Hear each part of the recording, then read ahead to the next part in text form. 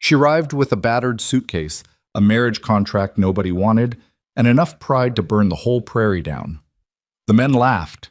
The ranch was dying. And Gideon Hale, the man who was supposed to be her husband, looked at her like she was one more problem he couldn't afford. But here's what none of them understood about Vivian Mercer. She had survived worse than their laughter. She had survived hunger, humiliation, and a life that kept trying to fold her in half. They gave her a kitchen. She built an empire. Drop a comment with your city. Let's see how far this story travels. Hit like and stay until the end. This one's worth it. The train arrived 40 minutes late, which Vivian Mercer decided was probably a sign. She had spent the better part of 12 hours watching the American West unspool itself outside a grimy window. Flat nothing giving way to flatter nothing, interrupted occasionally by a cluster of cottonwood trees or a creek bed so dry it looked like something's skeleton. Wyoming, in late October, had a particular flavor of ugly: brown grass, bone-white sky, and wind that didn't so much blow as push, like it wanted you gone before you even got settled. She pressed her forehead against the glass and thought about the letter. It had come to her aunt's house in Chicago 3 months prior, addressed in careful, slightly cramped handwriting to Miss Vivian Mercer, if she is still available and of sound disposition. That last part, if she is still available, had made her aunt laugh so hard she'd spilled her tea. Vivian hadn't laughed. She'd read the letter twice, set it down on the kitchen table, and stared at it for a long time. The man's name was Gideon Hale. He owned a cattle ranch outside a town called Harlan's Creek, Wyoming. He was 36 years old, a widower, and, according to the carefully worded letter, which she suspected had been drafted by someone else entirely, a man of serious temperament and reliable character who seeks a capable woman to manage the household and domestic concerns of his property. The matchmaking agency had added its own cheerful footnote. Mr. Hale's operation, while currently undergoing some financial difficulties, represents an excellent opportunity for the right woman. Financial difficulties, that was one way to put it. The other way, which Vivian pieced together from a combination of county newspaper archives and a contact she had at the Chicago Board of Trade, was that Blackstone Ranch was 6 months from foreclosure. Gideon Hale hadn't written to the matchmaking agency because he was lonely. He had written because the bank was breathing down his neck, and he needed warm bodies to keep the operation running, and a wife was cheaper than hiring another hand. She knew all of this before she signed the contract. She got on the train anyway, not because she was naive, and not, she told herself firmly, as the locomotive began grinding to a halt, because she was desperate, though that word had been circling her for the better part of 2 years, close enough that she could feel the wind off its wings. She got on the train because the alternative was remaining in Chicago, working as a bookkeeper for her cousin Gerald, who paid her half what he paid the men who did the same job, and reminded her of this fact approximately never because he didn't consider it a fact worth remarking upon. Wyoming was a risk. Gerald's ledger room was a certainty. Vivian had never been comfortable with certainty. The platform at Harlan's Creek was 4 weathered planks and a hand-painted sign that said Harlan's CRK, the second E having apparently given up at some point in the previous decade. A boy of about 13 sat on a barrel eating something that might have been a biscuit. 2 horses were tied to a post that listed significantly to the left. 3 men in work clothes stood near the water tower, not really doing anything, the way men in small towns stand around as if waiting for something interesting to happen and not quite believing it ever will. And then there was the man who had to be Gideon Hale. He was tall, she'd give him that. Tall and angular, the kind of build that made you think of fence posts, functional and unornamented. He wore a dark coat that had been good once, maybe 5 years ago, and a hat pulled low against the wind. He was looking at the train with the particular expression of a man who has agreed to something and is already regretting it. When she stepped off the train, suitcase in hand, just the one, because she had sold most of what she owned to cover the ticket, his eyes found her, and something moved across his face. She couldn't read it exactly. Not quite disappointment, not quite relief. Somewhere in between, like a man who had ordered a horse and received exactly a horse, but not the one he'd been imagining. "Miss Mercer," he said. It wasn't a question. "Mr. Hale." She held out her hand. He shook it, brief and businesslike. His palm was rough as tree bark. "You eat?" he asked. "On the train." "Good." He picked up her suitcase before she could protest. Not gallantly, she noticed, but efficiently, as if the act of carrying it himself was simply faster than watching her carry it. "Wagons this way." That was the welcome, in its entirety. The drive to Blackstone Ranch took an hour and 20 minutes, most of it in silence. Vivian had prepared for this. She wasn't a woman who required constant conversation, and she'd spent enough time in offices full of men who talked without saying anything to appreciate quiet when it came. But there was quiet, and then there was this, the specific pressurized silence of two strangers bound together by paperwork, sitting close enough on a wagon bench that their shoulders occasionally bumped, while the prairie stretched out in every direction like something God had started and then lost interest in. She asked about the ranch. He answered in short, factual sentences. "How many head of cattle?" "Fewer than last year." She waited for elaboration. It didn't come. "How many is that?" "Enough to matter if they stay healthy." He paused. "Most of them have been healthy." "Most?" "Cattle get sick. That's the nature of it." She asked about the hands. He told her there were 8 currently, down from 14 at the ranch's peak 3 years ago. She asked about the household arrangements. He told her she'd have a room off the kitchen, the same room his previous cook had used. She didn't ask about the previous cook. "What happened to her?" she asked. "She left." "Why?" A pause long enough to mean something. She had reasons. Vivian looked out at the flat brown land and made a mental note to find out what those reasons were from someone other than Gideon Hale. The ranch came into view just as the sun began its early October descent, and Vivian's first impression was of something that had once been ambitious. The main house was 2 stories, built from timber and stone, with a wide porch across the front that would have been handsome if 3 of its boards hadn't rotted through, and 2 of the porch columns hadn't developed a worrying lean. Behind it stood a bunkhouse, 2 barns, a smokehouse with a patched roof, and a network of fenced paddocks that spread out in various directions. Everything looked like it was being maintained, but barely. Like a man bailing out a boat with a coffee can. Functional, but exhausting, and the water kept rising. The hands were finishing up the evening feed when the wagon pulled in.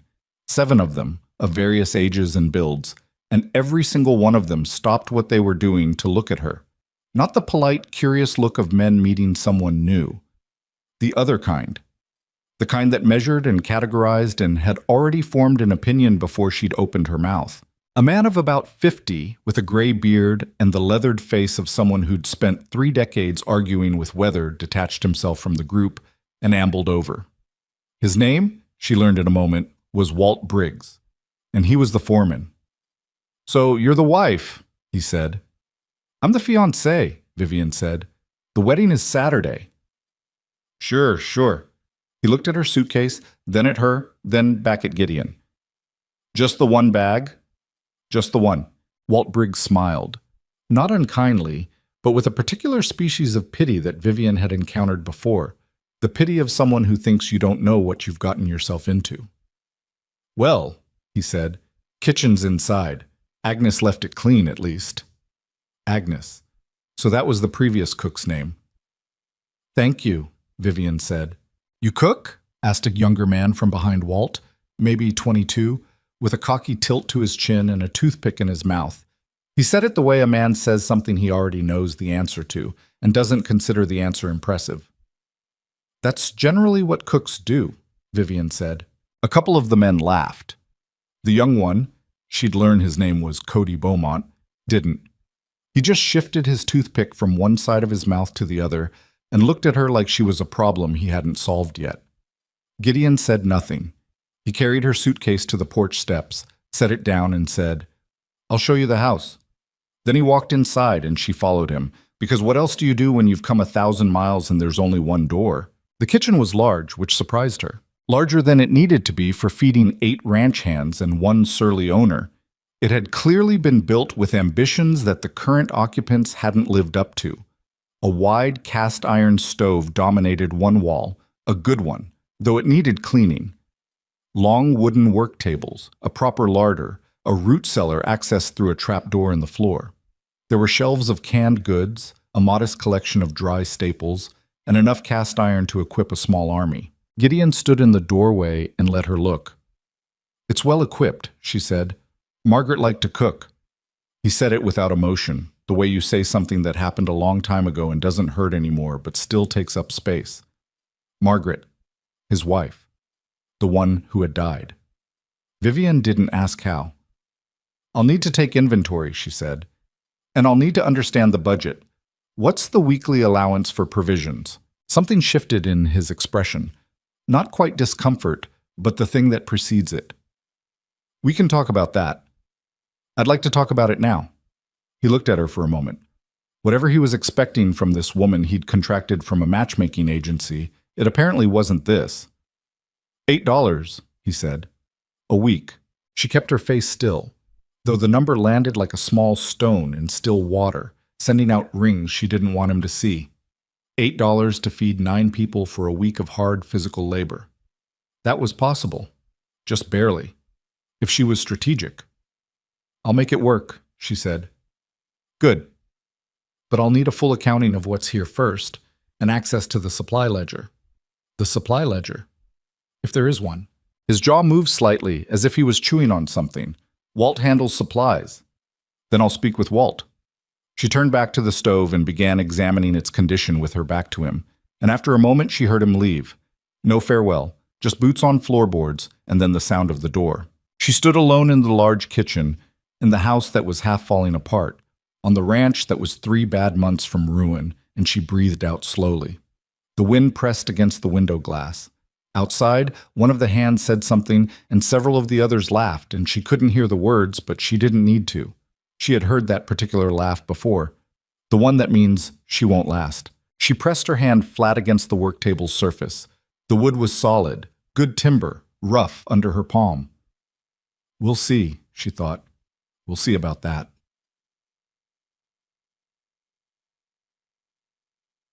The wedding, 3 days later, was not a celebration. It was a necessity, performed by the traveling minister who passed through Harlan's Creek every 2 weeks and had the slightly preoccupied manner of a man with too many stops on his route. Vivian wore her second-best dress, the best one having been sold to pay down a debt in Chicago, and Gideon wore a clean shirt which she suspected represented significant effort on his part. Walt Briggs witnessed. Cody Beaumont was there too, leaning against the far wall with his arms crossed, watching with an expression Vivian couldn't quite categorize. 2 other hands came in from the cold out of something between curiosity and courtesy. Do you, Gideon Nathaniel Hale, take this woman? I do, Gideon said, before the minister finished the sentence. Vivian watched his profile. He was looking at the wall just past the minister's shoulder, jaw set, the expression of a man signing a business document he'd studied and accepted but didn't love. And do you, Vivian Claire Mercer, take this man? I do, she said, when it was time. The minister said some words. Gideon put a ring on her finger. A simple band, worn thin, probably his mother's, and they looked at each other for the length of 3 heartbeats, and then it was done. Walt shook Gideon's hand. Cody left without a word. The minister accepted a cup of coffee and was gone within 20 minutes on to his next appointment somewhere down the frozen road. That evening, Vivian cooked dinner for 9. Beef stew with biscuits, the best she could do with what was in the larder, and a dried apple pie she'd put together that afternoon from ingredients she'd located in the back of the root cellar. She set it on the long table in the main house, where the hands ate together with Gideon at the head. She sat at the opposite end because she wasn't sure where else to sit, and because it felt true to the situation. For the first few minutes, the men ate without comment. She watched them from the corner of her eye, tracking the small signals. A second helping taken quickly. Biscuits gone before the bowl was passed halfway around the table.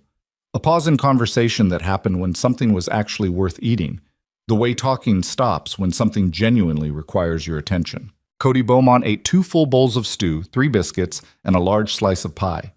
He said nothing directly to her, but he didn't say anything mocking either, which she logged as a small and imperfect victory.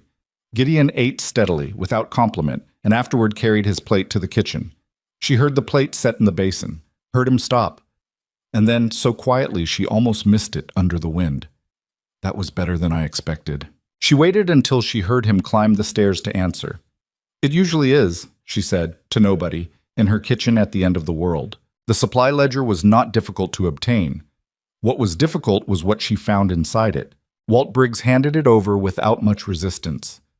She had the sense he'd assumed she wanted it to plan meals, and so he didn't see the harm. He was also, she was quickly learning, a man who respected competence and had no particular use for either coddling people or being coddled himself. He handed her the ledger, said, "Try not to reorder things I've already ordered," and went back to whatever he'd been doing. She took the ledger to the kitchen table, put on her reading glasses, and started at the beginning. By the third page, she understood something about Gideon Hale that the marriage contract hadn't mentioned. He wasn't careless. He wasn't stupid. He was a man who had been hit with a cascade of bad luck over an approximately 30-month period and had responded to each individual disaster with competence and care, and was nonetheless losing, because bad luck in sufficient quantity is immune to individual competence. The cattle fever that had killed 40 head in the summer of 1882. The drought that followed, wiping out the hay crop and forcing him to buy feed at prices that made her eyes water. The hired hand who'd stolen from the payroll for 6 months before anyone caught on. The bank loan, taken at a rate she would have argued against if she'd been there, to cover the gaps. The interest compounding now, methodically, like something alive and hungry that only needed time. She sat with the ledger for 2 hours. She made notes in her own notebook. She'd brought 3, spiral-bound, from Chicago, in small, precise handwriting. She drew columns. She compared figures. She turned pages backward and forward and built, in the margins, a rough model of what Blackstone Ranch actually was, financially, as opposed to what it appeared to be. What it actually was, a machine producing just enough revenue to service its debt, with nothing left over, no margin for error, and the bank's next scheduled review coming in approximately 5 months. What it appeared to be, a working cattle ranch, alive, just barely, like a patient breathing through a very thin straw. She closed the ledger. She sat with her hands flat on the table and looked at the kitchen wall for a while. There was a smudge on the plaster near the window, old grease, from when this stove had been used hard and frequently. Margaret's kitchen. Margaret's smudge. Vivian thought about the men sitting in the bunkhouse. 8 of them. Men with, she assumed, families somewhere, or at least lives somewhere. Men who would have nowhere to work in 5 months if the bank did what banks did. She thought about Gideon at the head of the dinner table, eating steadily, saying very little, carrying something on his shoulders that had gotten too heavy to put down. She thought about Cody Beaumont eating 3 biscuits and not saying a damn word. Then she picked up her notebook again and started writing. But it happened the 3rd week. She'd settled into a rhythm by then. Early mornings in the kitchen, a proper breakfast ready before the hands went out, a packed dinner at noon since most of them didn't come back to the house in the middle of the day, and a hot supper each evening. She'd learned their preferences with the efficient, impersonal attention she brought to everything. Walt liked his coffee black and his eggs firm and didn't want to be spoken to before the 2nd cup. A quiet older hand named Thomas had a bad tooth on the left side that made him wince if anything was too cold. Cody Beaumont, for all his front, would take a piece of pie 3 times if it was offered. She'd also started asking questions. Not loudly, not all at once, but steadily, the way water works on rock. She asked the hands about the local area, what was nearby, what was moving through. She asked the man who made supply runs into Harlan's Creek what he noticed. She listened when the hands talked at supper about things happening up and down the county. That was how she heard about the railroad. Working straight through November, the way they tell it, Thomas was saying, working the good side of his jaw on a piece of bread. Some big push to get the line through before spring.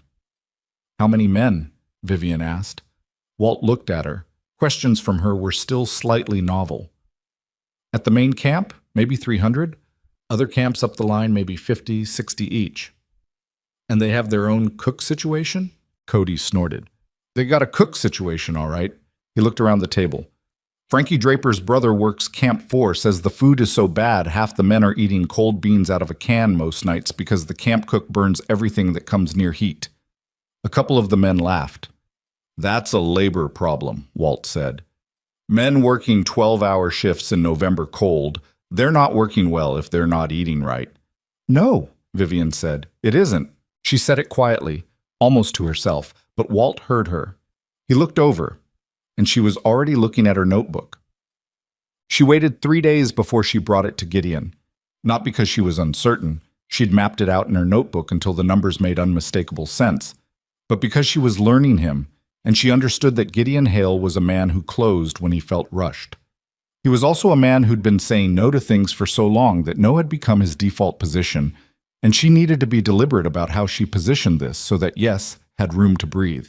She found him in the small office off the main hall on a Saturday afternoon, doing what he apparently did most Saturday afternoons, sitting at his desk with the ranch accounts open in front of him, staring at them with the expression of a man watching a fire that he has no more water to throw at.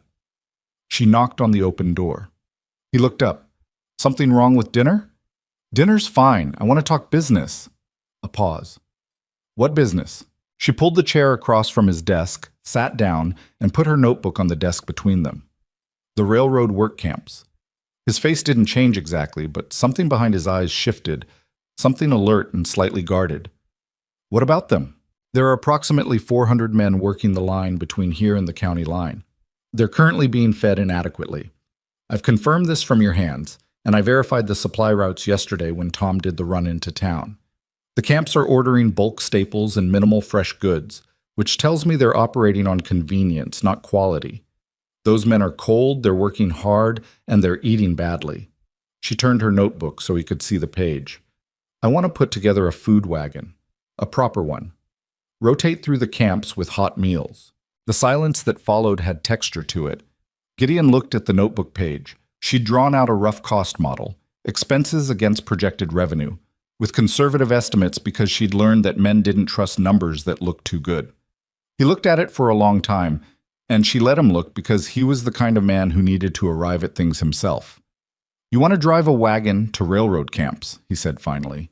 I want to take the ranch's operation into a new revenue stream, yes. In November, across open prairie. The camps are within 6 miles, I've checked. The weather is cold. The men are already working in it. They'll pay for something hot. She held his gaze. Mr. Hale. Gideon. I've looked at the supply ledger. I've looked at the bank schedule. You have 5 months before the next review, and right now you are not generating enough revenue to come out of that review in a functional position. I'm offering you a path. Something moved across his face, complicated, layered. She'd hit something true, and men who were proud and struggling didn't always react well to truth when it arrived wearing someone else's face. Where would we get the wagon? He said. She'd expected every objection. There's a supply wagon in the second barn that hasn't been used in 8 months. I talked to Walt. The axle needs work, but the body is sound. He thinks 2 days to fix it properly. What about a stove? There's a portable camp stove in the smokehouse. It needs a new grate, which I've already priced at the hardware in town. $4.30. He stared at her. I've been planning this for a week, she said, answering the question he hadn't asked. You've been planning this for a week, he repeated slowly. You've been here 3 weeks. I'm efficient. He stood up, which was something men did when they needed space to think. He walked to the window and looked out at the gray October sky, hands shoved in his pockets, shoulders set in that way he had. Like everything on his back was too heavy, but he'd committed to carrying it. The men will think it's ridiculous, he said. The men already think I'm ridiculous. I don't need their opinion to proceed. She paused. I need your signature on the supply account and permission to modify the wagon. A long moment. The wind pressed against the window glass. If this fails, he started, then we're exactly where we are now. She closed her notebook. And if it works, we're somewhere better. That seems like an acceptable risk to me, given the alternative. He turned away from the window. He looked at her across the desk. Really looked at her, maybe for the first time since she'd stepped off that train. She didn't look away. She'd learned that looking away was how you gave people permission to dismiss you. 2 days, he said. If Walt says the wagon can be ready in 2 days, we try it. He held up a hand. 1 run. We see what happens, and you take Tom with you. I'm not sending you out on the prairie alone. She stood, picked up her notebook, and tucked it under her arm. Thank you. Don't thank me yet, he said. There are 300 railroad men who might just throw your biscuits at each other for sport. They won't, she said. He almost smiled, just barely. How do you know?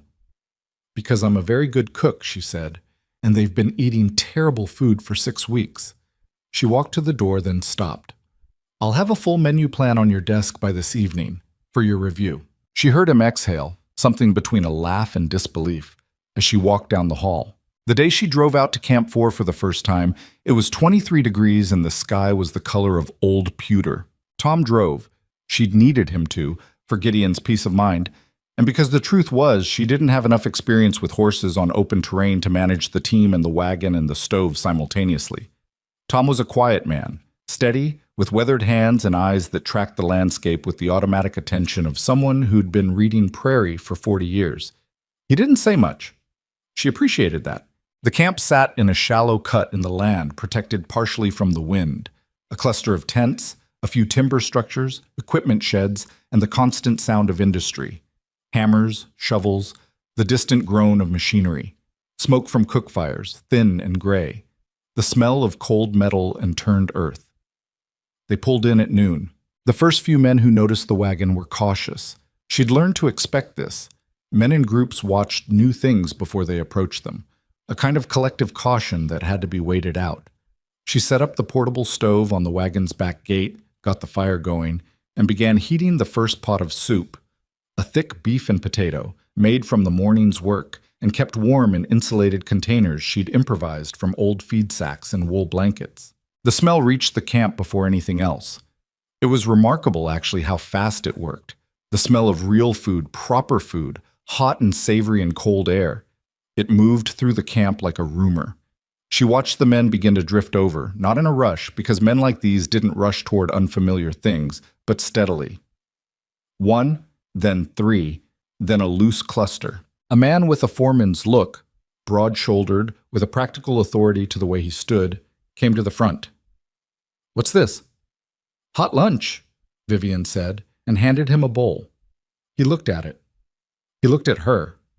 He looked at Tom, sitting up on the wagon bench, who offered absolutely no useful information. Then he looked at the bowl again, and something crossed his face that she'd been banking on. Basic, uncomplicated hunger. He ate a spoonful, then another. "What's in this?" he asked. "Beef. Potatoes. Carrots, some onion, and a thyme gravy." She paused. "Biscuit?" He took the biscuit. Behind him, the line was already forming. She served 64 men that first day. She ran out of soup with 11 men still in line, something she logged as a production failure and corrected the following Tuesday by increasing yield by 40%. She charged 15 cents per meal, which was considered fair for a hot lunch in 1883 and which the men paid without complaint, because 15 cents for something that tasted like that was not a hardship when the alternative was cold beans out of a tin. When she counted the money that evening at the kitchen table, Gideon stood in the doorway and watched. She had $9.60 for one afternoon's work from one camp. "There are 4 camps," she said, without looking up. "I know how many camps there are," he said. She set the money on the table. She looked up at him. 2 of the camp foremen asked if I could come back twice a week. The third, she checked her notebook, asked if I could do mornings as well. The 4th camp is about 4 miles further north. I'd need to talk to their foreman directly. Gideon was quiet for a moment. His arms were crossed, and he was looking at the money on the table with an expression she couldn't fully read. Complicated, layered, like a man who'd been wrong about something and wasn't sure how to sit with that. "The men were surprised," Tom said from behind Gideon's shoulder. He'd followed quietly, which was very Tom. "At first. Then they weren't anymore. They were just eating. 3 of them asked her about next week before we even got the wagon packed up," Tom added. Gideon uncrossed his arms. He looked at her for a moment. "You said 4 camps." "Yes. And each camp pays in full, on the day. Cash only. That's non-negotiable." He picked up the money, turned it over in his hands with the slightly dazed look of a man holding something he'd forgotten existed, and set it back down. "How much can you scale it?" he asked, and she opened her notebook to the next page, where she'd already drawn the map. By the end of November, she had 3 wagons running. Not a smooth expansion, nothing about it was smooth. The first time she tried to run 2 wagons simultaneously, one of the camp stoves blew a gasket, and she spent 3 hours in 20-degree weather doing a field repair with tools she'd borrowed from the ranch's equipment shed and instructions she'd memorized from a mechanical manual she'd found in the back of the Harlan's Creek General Store.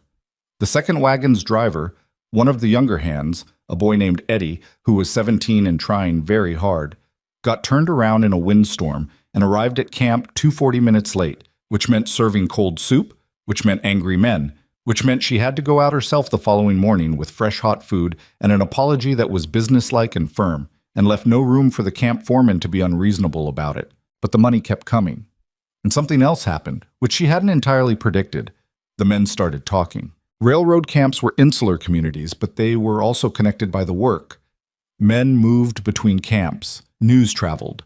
By the third week, men from the northern camp she hadn't yet reached were making the 4-mile walk on their lunch break to get to one of her wagons. The foreman of that camp rode in personally to talk to her, a meeting which ended with a handshake and an arrangement more profitable than anything she'd negotiated with the others. Gideon started coming to the kitchen table in the evenings, after supper, when she was doing her accounting. He didn't say much. He poured himself coffee, sat down somewhere in the middle distance of the room, and read or thought, or sometimes just looked out the window. She worked. He was quiet. It was, she found, a surprisingly workable arrangement. One evening, in late November, he set down his cup and said, "Cody asked me today if the food wagon thing was your idea or mine." "What did you tell him?" "I told him we talked it over together." She looked up from her notebook. "Why?" He met her eyes, something plain in his expression and honest. "Because telling him the truth would have made things harder for you here. And you've got enough hard already." She looked at him for a moment. It wasn't warmth exactly what was between them. They were still too much like two people navigating the same territory without a shared map. But it was something, a small something, real and unadorned. "Thank you," she said. "Don't mention it," he said, and picked up his cup again. Outside, the wind moved across the prairie, cold and thorough, the way it did here, like it owned the land and was just tolerating the rest of you. Vivian Mercer turned the page in her notebook and kept writing. December came in hard, the kind of cold that didn't announce itself gradually but arrived overnight, like a creditor who'd been patient long enough. Vivian woke the first morning of December to find ice on the inside of the kitchen window, a thin skin of it across the lower pane, delicate and absolute. She stood at the stove in her wool robe and watched it while the coffee heated, and thought about the North Camp and the 4 miles of open prairie between here and there, and what wind at 15 below did to a wagon stove's output. She thought about it for approximately 3 minutes. Then she got dressed. That was December. The work had a different weight to it now than it had in November, when everything was still proving itself. In November, she had been testing. Now she was running something real, something with moving parts and dependencies and the specific fragility of a thing that had grown faster than anyone expected. 3 wagons meant 3 drivers, 3 stoves to maintain, 3 routes to coordinate around weather and camp schedules. It meant supply runs twice a week instead of once. It meant inventory that had outgrown her original system and required a new one, which she built on a Saturday afternoon while the ranch was quiet and the snow came down outside in the patient, indifferent way of Wyoming winter. Walt Briggs watched all of this with the cautious approval of a man who'd been wrong about something and was deciding how to feel about it. He didn't say much. Walt never did. But he started doing small things, leaving the supply wagon hitched when he knew she'd need it early, mentioning, offhandedly, that the road to Camp 3 got icy on the north side of the creek crossing and she might want Tom to take it wide. One morning, she came into the yard and found the camp stove that had been giving trouble sitting on a sawhorse with its access panel removed, and Walt crouched beside it with a wrench, working at something in its interior. "You didn't have to do that," she said. "I know," he said, and kept working. She understood that this was Walt Briggs's version of an apology.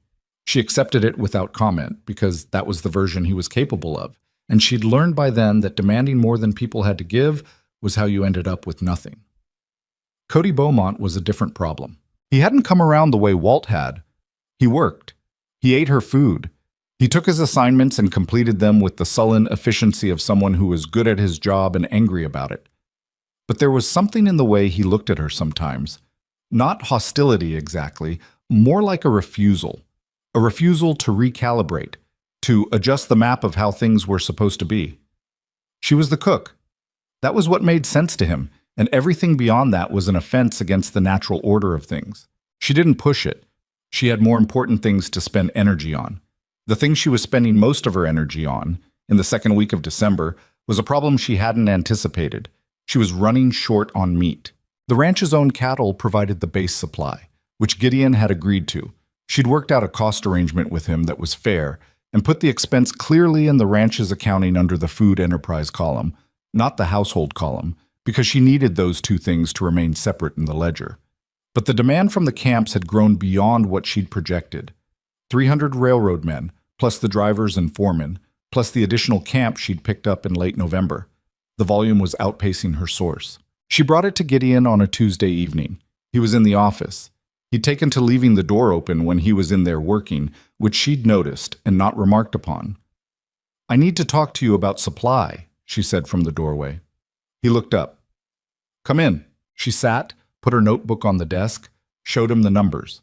The gap between what the ranch's herd could supply and what the operation now required. The price difference between buying from their own stock versus purchasing from outside. The margin compression if they went outside. He looked at the figures for a while. "What's the answer?" "Two answers. Short term, I buy from Hendricks, the cattle supplier in Harlan's Creek. He'll give us a reasonable price if we commit to a monthly volume." She tapped the page. "Long term, we designate part of the herd specifically to the food operation, which means adjusting your spring purchasing plan."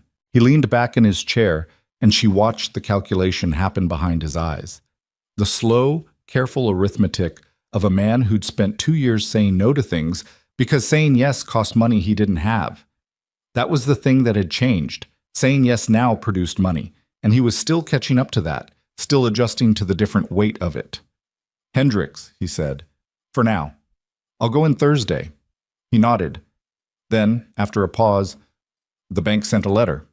She waited. "Early review, January, not March." He said it flatly, the way he'd learned to say bad things, without ornamentation, because the bare fact was enough. "They want updated financials." "Then we give them updated financials," she said. He looked at her. "It's still not enough, Vivian." It was the first time he'd used her first name without being asked. She didn't remark on it, but she registered it the way you register small shifts in temperature. "How much short are we?" "On the note, 300, maybe 350 if they want accelerated payment on the arrears." She did the math quickly, the way she always did, not showing it, just running it internally, the way she'd learned to do in Gerald's ledger room when she needed an answer before the men in the room realized she was the one calculating. "If I add the southern spur camps, there are 2 I haven't approached, and we run 6 days instead of 5. "That's too much," he said. "You're already running yourself thin." She looked at him. The concern in his voice was unadorned, practical. Not sentiment, just an honest observation. But it was there, and it landed somewhere. "I'm fine. You're up at 4 in the morning, and you're not done until 9 at night. I'm aware of my own schedule. I'm not saying you can't handle it." He met her eyes, and there was something in his that she hadn't seen before, not quite asking, but close to it. "I'm saying it's a question of sustainability." She was quiet for a moment. Outside, the wind moved around the corner of the house with a sound like something looking for a way in. "Give me until Friday," she said. "Let me run the numbers on the southern camps. If the margin supports the extra labor cost, and I think it does, then we run 6 days and we make the January review." He held her gaze for another moment, then nodded. "Friday." She picked up her notebook. She was almost to the door when he said quietly, "You're the most organized person I've ever met. I want you to know I noticed that." She stopped, didn't turn around right away, took a breath against something that wanted to be more than professional and set it aside. "You're not bad at it yourself," she said, "when people give you room to be." She heard him exhale and quiet, almost a laugh. The kind that comes when something true arrives in an unexpected shape. She walked down the hall to her kitchen, put the kettle on, and opened her notebook to Friday's numbers. The southern camps were on the page before the water boiled. She went to the southern camps herself without telling anyone in advance, not because she was trying to be secretive, but because explaining the plan ahead of time would have generated objections she didn't have patience for, and the fastest way to learn whether something was viable was to go look at it. That was a philosophy she'd developed in Chicago, and it translated perfectly to Wyoming, even if the terrain was different. Camp 5 sat about 4 miles south-southwest, at the end of a track that had been a decent road in October, and was now a set of frozen ruts through a treeless flat. She drove the small wagon herself. Gideon had insisted she learn, and she'd spent 3 cold evenings in the yard mastering it until he said she was competent enough that he'd stop worrying, and arrived at the camp just after the midday whistle blew. The foreman's name was Rufus Aldean. He was a short, brick-built man with a red beard and the efficient manner of someone who measured everything in terms of what it would cost him. He looked at the wagon, at her, at the wagon again, and said, "You the food wagon woman?" "Word travels," she said. "My men have been talking about nothing else for 2 weeks." He said it without particular pleasure. Camp 4's productivity went up 8% after you started running there. The company notices things like that. She had not known this. She kept her expression neutral. Motivated workers work better. That seems self-evident. It does. He crossed his arms. "So, what's your pitch?" She gave him numbers. Straight, clean, no flourish. Cost per man per meal, projected weekly spend. The arrangement she'd worked out with the other foreman. He listened without interrupting, which she appreciated. Then he asked 3 questions, sharp and practical, and she answered all 3. And when she was done, he uncrossed his arms. "Camp 6 is 6 miles east," he said. "Their foreman is named Garth. He's harder to deal with than me, which is saying something, but if you get him, he's loyal. Tell him Rufus sent you." She put out her hand. He shook it. "Monday?" she said. Monday. She drove out to Camp 6 that same afternoon. Garth turned out to be a large, deliberate man who needed 45 minutes and 4 questions answered twice before he committed to anything. But when he did commit, he pulled out a contract log and wrote it down, which told her everything she needed to know about how he operated. She liked him immediately. Driving back to the ranch in the darkening afternoon, hands stiff on the reins, breath coming out in small visible clouds, she ran the numbers in her head. Both camps, 6 days a week. New supply arrangement with Hendricks, adjusted routing to reduce dead miles between stops. It was enough.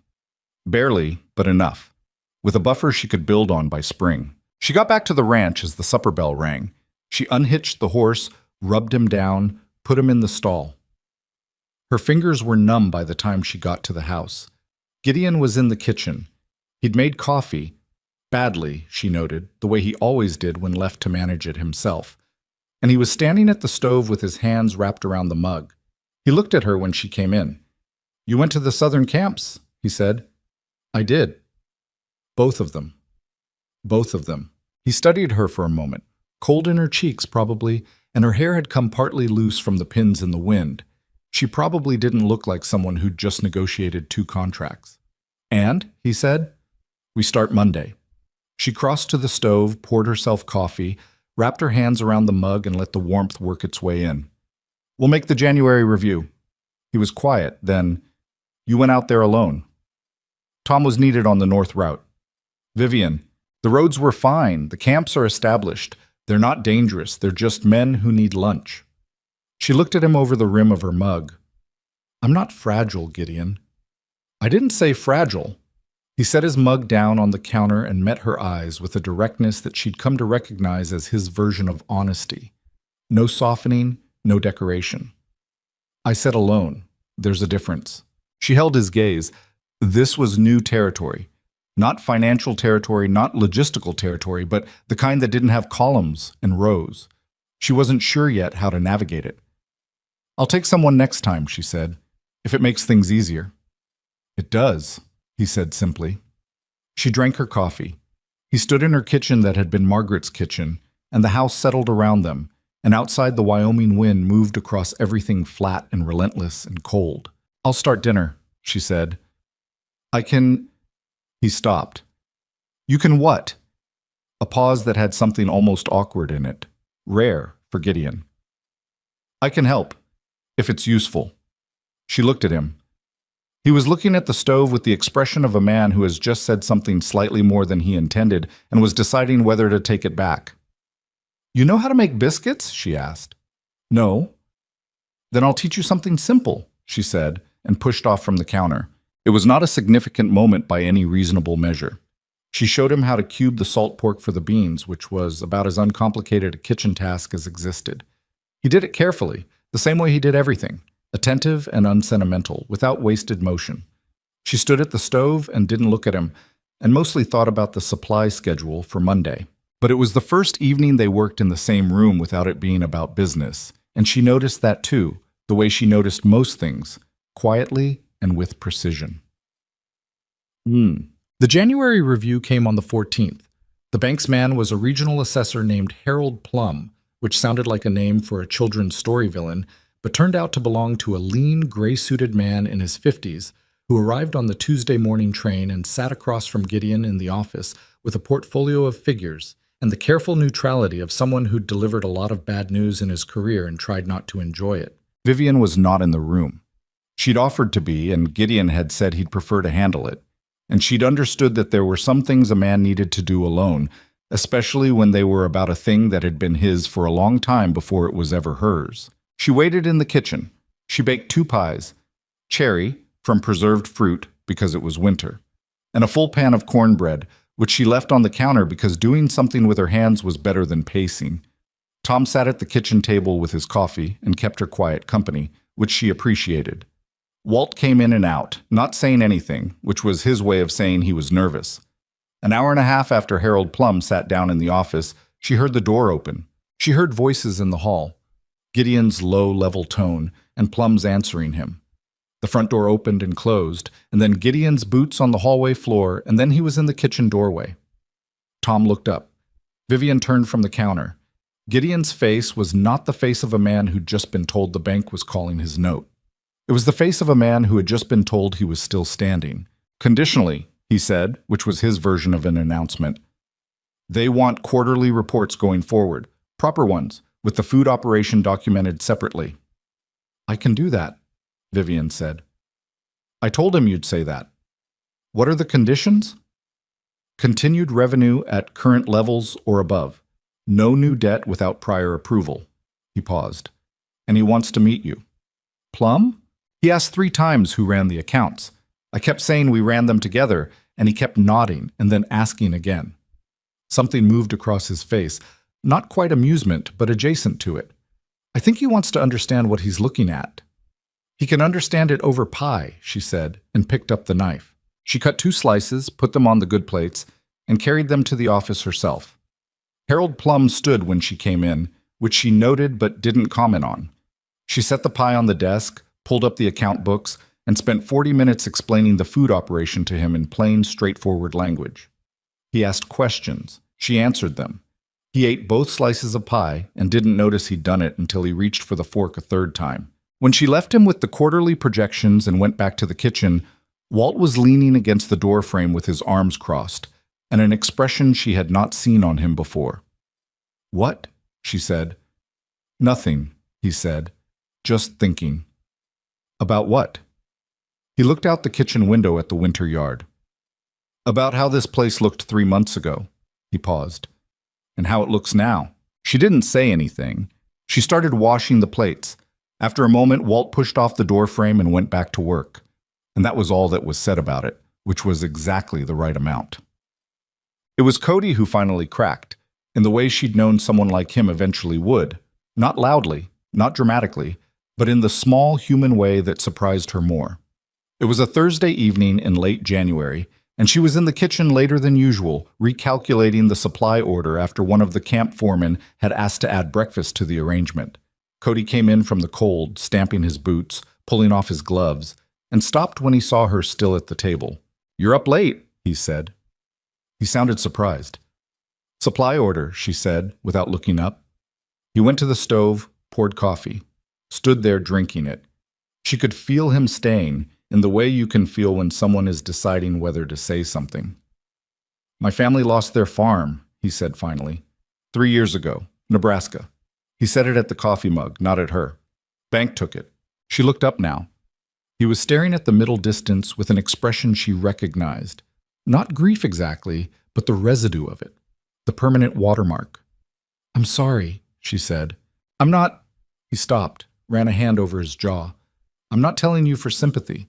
I'm telling you because I thought—" He stopped again. He was working to get the words in the right order, and she let him. "I thought you were going to be another thing that didn't work. Another plan." He finally looked at her. "I've seen a lot of plans." She held his gaze. "So have I." "It's working," he said simply, like a man admitting something he'd bet against. "It is." He nodded once, finished his coffee, rinsed the mug the way she'd told them all 2 weeks ago. Old habits taking hold without announcement. He put on his gloves. "Night," he said. "Good night, Cody." He went out the back door, and the cold came briefly in with him and then was gone. She looked at the door for a moment, then back at her supply order. She picked up her pencil. She added the breakfast arrangement to the projections and ran the new totals. The number at the bottom was larger than anything she'd started with in November. She didn't feel triumphant exactly. Triumph was clean and simple, and this was neither. 8 people's livelihoods, a failing ranch, a husband who was still half stranger to her, a bank that was watching from a distance, and a stretch of Wyoming prairie that would go on being brutal and indifferent regardless of what any of them accomplished on it. But the number was real, and the work was real. And tomorrow there were 6 wagons going out across the frozen land to feed 300 men who would work harder because of it, and that was something. She closed the notebook, turned down the lamp, and went to bed. February arrived the way trouble usually does, quietly at first, and then all at once. The operation had settled into something resembling a rhythm by then. Not a comfortable rhythm. Nothing about feeding 300 railroad men across 6 miles of Wyoming winter was comfortable, but a functional one, the kind where the problems are known quantities and the responses to them are practiced. Vivian had her supply schedule, her route coordination, her weekly accounting that she brought to the kitchen table every Sunday evening, while Gideon sat across from her with his coffee and reviewed the figures without comment, except when he had a question, which he asked plainly, and she answered the same way. The ranch hands had stopped regarding her operation with skepticism and started regarding it with the slightly proprietary pride of people involved in something that was working. Even Cody, who showed his investment in the enterprise not through warmth, but through a new diligence about wagon maintenance that nobody asked for and everybody noticed. The debt service was current. The bank's quarterly report had gone in clean. Walt had hired 2 additional hands in January, the first new hires in 18 months, because the food operation needed drivers, and the ranch's improving cash position could support the payroll. Small things, each of them, but they added up to something that felt, for the first time since Vivian had stepped off that train in October, like forward motion, which was, she had learned in her 31 years, precisely the moment when something comes at you sideways. The first sign was a letter. It arrived on a Wednesday, addressed not to Vivian but to Gideon on the letterhead of the Continental Western Railroad Company, the primary operator running the construction line through Harlan's Creek County. The letter was brief and formal, written in the language of men who had lawyers review their correspondence, and what it said, stripped of its formality, was this. The Continental Western Railroad Company had become aware of a commercial food service operation accessing its labor camps without authorization, and it required the immediate cessation of said operation pending a formal review of its terms and compliance with company access policy. Gideon read it twice and handed it to her without a word. She read it once. Who signed it? Bottom of the page. She looked. R. Harlan Voss, Regional Operations Director, Continental Western Railroad Company. The signature was large and deliberate, the signature of a man who wanted you to know his name before you knew anything else about him. Have you heard of him? She asked. Voss? Gideon turned the name over. Walt might know. He's been around the county longer than me. He paused. Vivian, this is a railroad company. I know what it is. They have lawyers and capital and political connections in Cheyenne. We have a food wagon operation and a bank note. I know what we have. She set the letter on the table and looked at him. Do any of the foremen I work with have authority to grant camp access independently? He thought about it. That's a question for Rufus Aldean. He'd know the company structure. Then I'm going to Camp 5 tomorrow morning. We're going, he said. She looked at him. I know you don't need me there, he said, with the flat honesty she'd come to rely on. But you shouldn't walk into this alone, whatever it is. She looked at him for a moment longer than was strictly necessary, then picked up the letter and folded it back into its envelope. 6 o'clock, she said. Bring your coat. Rufus Aldean read the letter at his camp table with the expression of a man who recognized something he'd been expecting. "Voss," he said when he finished. He set the letter down and looked out the tent flap at the gray February sky. "I was wondering when he'd show up." "You know him," Vivian said. "Know of him. He runs operations for Continental Western from the regional office in Casper. Smart man, hard man." Aldean picked up his coffee mug, found it empty, set it down again. "He's been pushing the company to bring food service in-house for 2 years. Says the camps run better under central control, less variable. The problem was finding a supplier who could do volume out here." He looked at Vivian with an expression that was respectful and slightly regretful in equal measure. "Then you came along and proved it was viable. And now he wants it," she said. "Now he wants it. Or he wants it gone, depending on how he figures the math." Aldean leaned forward. "Here's what you need to understand about Voss. He's not vindictive. He's strategic. He doesn't block your access because he dislikes you. He blocks your access because it's the most efficient way to bring you to the table on his terms." Gideon, who had been listening from the other side of the tent, said, "What are his terms likely to be? Buyout, probably. He'll offer to purchase the operation. Wagons, supply arrangements, the whole structure, at a price that seems fair until you consider what it'll be worth in another 6 months." Aldean paused. "Or he licenses your arrangement and cuts you down to a fee, takes the margin for the company." "Either way," Vivian said, "he controls it. That's what he does." She sat with that for a moment.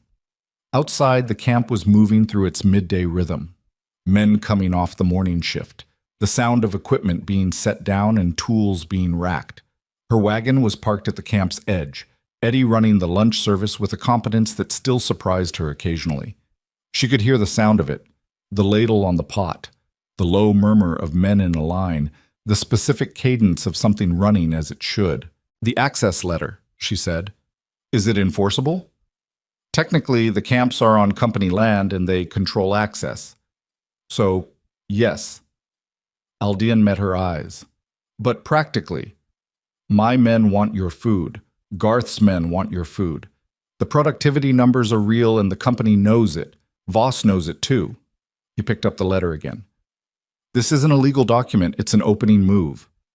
Gideon looked at her. She was already thinking. "Then we need to understand the board before we respond," she said. Aldean nodded. "I'd give you a week, maybe 10 days before he makes a direct approach." She stood, buttoned her coat. "Thank you, Rufus." "For what it's worth," he said. "I hope you find a way through it." He said it with the quiet directness of a man who didn't offer hollow comfort. "You've done something real out here." She shook his hand and she and Gideon walked back across the frozen camp to the wagon. Harlan. Voss arrived in Harlan's Creek on a Thursday, 8 days after the letter, which was 2 days earlier than Aldean had predicted. He came by private rail car, a fact that reached Vivian through the town's informal information network before noon, courtesy of the hardware store owner's wife, who had seen the car on the siding and recognized the Continental Western livery. He requested a meeting. The request came through his secretary, a young man named Peters, who arrived at the ranch on Friday morning on a very good horse with a note written in the same formal language as the letter. The note requested the presence of the proprietors of the Blackstone Ranch Food Enterprise at a meeting the following Monday at the Harlan's Creek Hotel, 10 o'clock. Vivian read the note. She turned it over. She wrote on the back, in her clean, precise hand, Monday, 10 o'clock. Confirmed. V. Hale. And sent Peters back with it. V. Hale, Gideon said, reading her response. "That's my name," she said. "You've been signing things V. Mercer." "I know." She took the note back. "I want him to know he's dealing with the ranch, not a separate operation he can pick off cleanly." She held his gaze. "Is that all right with you?" He looked at her for a moment, and she couldn't read everything in his expression. It was layered, as his expressions often were, and she'd learned that the layers were the point, that Gideon Hale's interior life was more substantial than his exterior suggested. "It's your name," he said finally. "Use it however you need to." "What?" The Harlan's Creek Hotel had one meeting room, which also served as the overflow dining area on busy nights. On Monday morning, it had been set up with a round table and 4 chairs. Voss was already there when they arrived, a deliberate move, she noted, the kind of positioning that says, I was here first, this is my space now. He stood when they entered, which was courtesy, and offered his hand to Gideon first, which was a tell. She watched him do it and catalogued what she saw. Voss was perhaps 50, built like a man who'd been athletic once and still carried some of it. Solid through the shoulders, with the kind of controlled posture that came from decades of rooms where presentation mattered. Well-dressed without being showy. His face was angular and clean-shaved, with light eyes that moved with a quick, assessing intelligence. He was the kind of man who made you feel, in the first 30 seconds, that he had already figured out something important about you. She made sure to figure out something about him first. Mrs. Hale, he said, turning to her after Gideon. His grip was firm and exactly calibrated. I've heard a great deal about your operation. Mr. Voss? She sat down before he could indicate where she should sit. A small thing, but precise. I imagine you have. He sat. His secretary Peters was in the corner with a notepad, which she'd expected. She had her own notebook on the table in front of her, which she saw Voss's eyes move to briefly. I'll be direct, Voss said, settling into his chair with the ease of a man who was comfortable with his own authority. Continental Western has become aware that your food service operation has been running in our labor camps without a formal access agreement. That's a compliance issue that needs to be resolved. Our understanding, Gideon said, was that the individual camp foremen had authority to arrange their own provisions. They have operational authority within their camps, not commercial licensing authority. Voss said it pleasantly, without edge, the tone of someone correcting a misunderstanding rather than winning an argument. It's a distinction the company is clarifying across all regional operations. It isn't specific to you. Of course not, Vivian said. Something moved in Voss's eyes, quick, almost amused. He looked at her. You've built something impressive, Mrs. Hale. Genuinely. The productivity data from your camps against our other regional camps is notable. I'm glad it's been useful to your workers. It has. He folded his hands on the table. Which is why I'm here to discuss a formal arrangement rather than simply enforce the access policy. Continental Western wants to support this kind of initiative. A pause, perfectly timed. We'd like to purchase the operation. He named a figure. It was not an insult. She'd half expected an insult, a low-ball offer designed to provoke. It wasn't that. It was a reasonable number on its face for what the operation was worth in November, which meant it was significantly less than what the operation was worth in February and a fraction of what it would be worth by summer. She kept her face entirely still. Next to her, she felt Gideon keep his still too, which she appreciated. That's an interesting offer, she said. It reflects fair market value for the assets and arrangements as structured. Voss opened a leather portfolio and slid a document across the table, a drafted offer letter, which told her this meeting had been planned in its outcome before it was scheduled. The transfer would include the wagons, supply contracts, and established routes. Your staff would be offered positions within Continental Western's food service division at current wages. And the ranch itself? Gideon said. Outside the scope of the offer, the food operation and the cattle operation are separate concerns. Voss looked at Gideon with the direct, almost sympathetic attention of a man who knew what he was talking about. Though I understand the ranch has had a difficult few years, this kind of liquidity event could be beneficial for the broader property. There it was, wrapped in considerate language, but there it was. The acknowledgement that he knew about the debt, the banknote, the pressure. He'd done his research, and he wanted her to know he'd done it. Not aggressively, just informatively. She picked up the offer document. She read it at a deliberate pace, which she could see required some patience on Voss's part, because men like him were accustomed to the other party reading quickly and responding to the energy of the room. She read every word, and when she was done, she set it back on the table precisely where it had come from. We'll need time to review this, she said. Of course. Shall we say 2 weeks? A pause. 1 week is more standard for 2 weeks, she said pleasantly.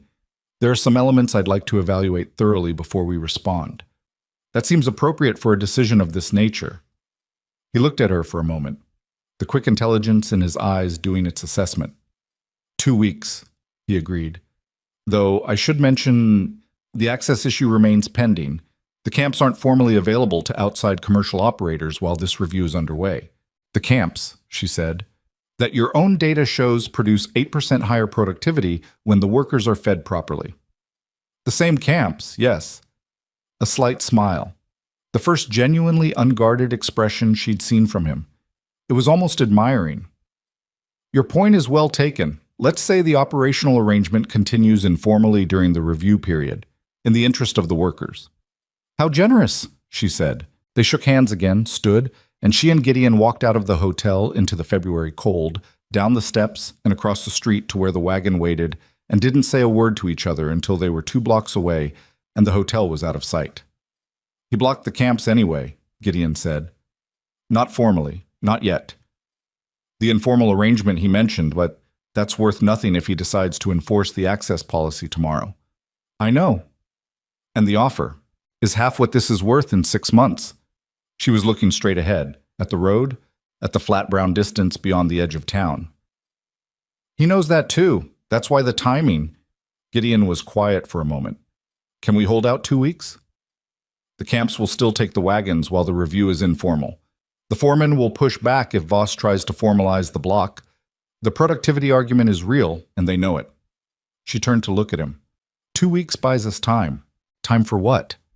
I don't know yet, she said honestly, but I'll figure it out. He looked at her. The wind came across from the north, cold and direct, and she met it the way she'd learned to meet Wyoming weather. Without flinching, without theatrics, just steady. All right, he said. She had 6 days before Voss moved. He didn't wait 2 weeks. She'd half expected this, had built it into her thinking as a possibility, that the review period was a courtesy frame and the actual timeline was whatever served his purposes. On the 7th day after their meeting, Peters arrived at Camp 4 with a formal access restriction notice. No outside commercial food operators on continental western property, effective immediately, pending resolution of licensing arrangements. Rufus Aldean came to the ranch that evening, which she took as a measure of how seriously he regarded the situation. He sat at the kitchen table and turned his hat in his hands, a gesture she'd never seen from him before, the nervous habit of a man who'd made a decision he wasn't comfortable with. I can't override a formal company notice, he said. If I ignore it and Voss escalates to Cheyenne, I lose my position. I know, she said. She was at the stove, not because she needed to be, but because having something to do with her hands helped her think. I'm not asking you to. I'm sorry, Mrs. Hale. I want you to know that. What you built out here, Rufus, she turned from the stove. It's not finished yet. He looked at her.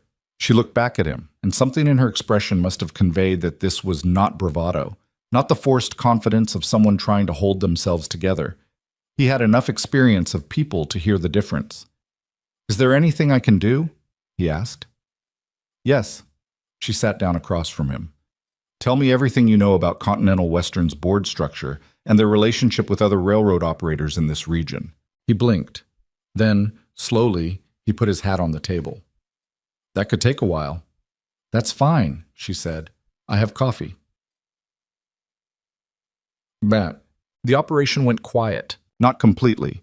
She rerouted the one wagon that serviced the town workers and the smaller non-railroad crews in the area, kept that running because it was outside Voss's jurisdiction, and it maintained the supply chain and kept Eddie and Tom employed and doing something. But the 6-camp operation, the thing she'd built from a single November afternoon into a revenue stream that had pulled Blackstone Ranch back from the edge, that went dark, wagon by wagon, as the access notices reached each camp. The financial impact was immediate. She sat with the new numbers on Sunday evening and looked at them without flinching, because flinching didn't change numbers. The monthly revenue dropped by 63%. Not catastrophic yet. The ranch's cattle operation and the residual income from the town route could cover the basic note service for another 2 months. But 2 months was the horizon, and beyond it was a drop she didn't want to calculate in detail. Gideon sat across from her and looked at the same numbers. Voss sent a revised offer, he said. He put an envelope on the table. It arrived this afternoon. She opened it. The number inside was lower than the original. Not dramatically, just enough to register the message. He was watching the clock and he wanted her to know it. She set the envelope down. He's going to come at us again, Gideon said. Directly, this time. And the offer will go lower each time. Yes. How long can we hold? 2 months at current levels. Possibly 10 weeks if I cut costs. He was quiet. She could see him absorbing it, turning it over, the way he did with everything. Slowly, thoroughly, without rushing to a conclusion. She had come to respect this about him, this deliberateness. It was different from hesitation. It was the care of a man who understood that wrong moves were expensive. "What do you need?" he said. She looked at him. "I need to know whether you trust me." He held her gaze. "I married you," he said. "That's my answer." It wasn't romantic. It was Gideon Hale, which meant it was plain and true, and meant more than it would have if he'd dressed it up. She held his gaze for a moment longer, then looked back at her notebook. "Then I need two things," she said. "Access to the ranch's equipment account for a purchase I can't fully explain yet, and I need you to not ask me about it for 4 days." He looked at her steadily. Whatever was moving behind his eyes was complex and private. "How much?" he said. $40. A pause. "The account's yours," he said. She closed the notebook. Outside, the February wind pressed against the glass, and somewhere in the dark the prairie went on being large and indifferent, the way it always did, the way it would regardless of what she figured out or failed to. She picked up her pen. She had 4 days. She was going to need every hour of them. The $40 went south by courier on a Tuesday morning, tucked inside a letter that Vivian had rewritten 4 times before she was satisfied with it. Not because she was uncertain about the content. She'd been certain about the content since Sunday night, when the shape of the idea had come to her somewhere between the second page of Rufus Aldean's information and the third cup of coffee, arriving not as a sudden flash, but as the slow, inevitable conclusion of a logical chain she'd been building link by link for 3 days. She was certain.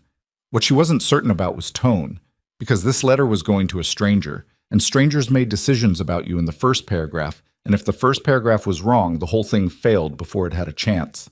The final version was 2 pages.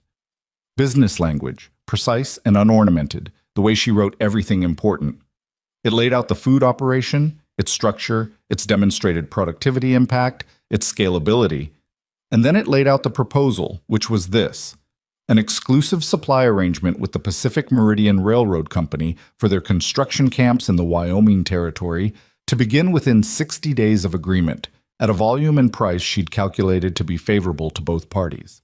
In exchange, she needed one thing that money couldn't buy from Voss: the camps.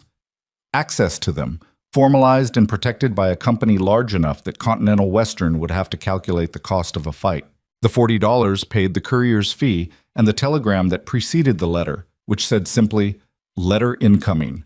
Proposition regarding labor camp food supply. Serious inquiry.